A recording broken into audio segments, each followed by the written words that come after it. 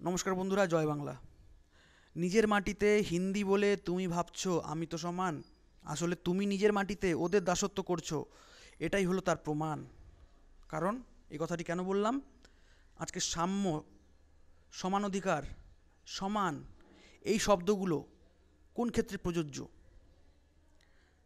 প্রথমে জানতে হবে আমাদের ভারত রাষ্ট্র নির্দিষ্ট কোনো ভাষার জন্য স্বাধীন হয়নি। দ্বিতীয়ত, আমাদের ভারত রাষ্ট্রে অনেক ভাষা রয়েছে, 22টা অফিসিয়াল ল্যাঙ্গুয়েজ রয়েছে, এবং সেই 22টি অফিসিয়াল ল্যাঙ্গুয়েজই সমানভাবে স্বীকৃত, যার মধ্যে বাংলা অন্যতম। আর হিন্দি রাষ্ট্রভাষা না। তো হিন্দি বলবো কেন আমরা? হিন্দি রাষ্ট্রভাষা না। এখন যদি আমাদের রাজ্যে আমরা বাংলা না বলি, তাহলে বাংলাটা বলবো কোথায়? বাংলা কেউ যদি না বলে, তা ওদের রাজ্যে ওদের ভাষা আমরা বলবো, কিন্তু আমাদের রাজ্যে ওরা আমাদের ভাষা বলবে না। এটা কেমন সমান অধিকার, সাম্য? এই ব্যাপারটা বুঝতে হবে। আসলে আমরা সাম্য চাই, বৈষম্য না, সাম্রাজ্যবাদ না কোনো ভাষার।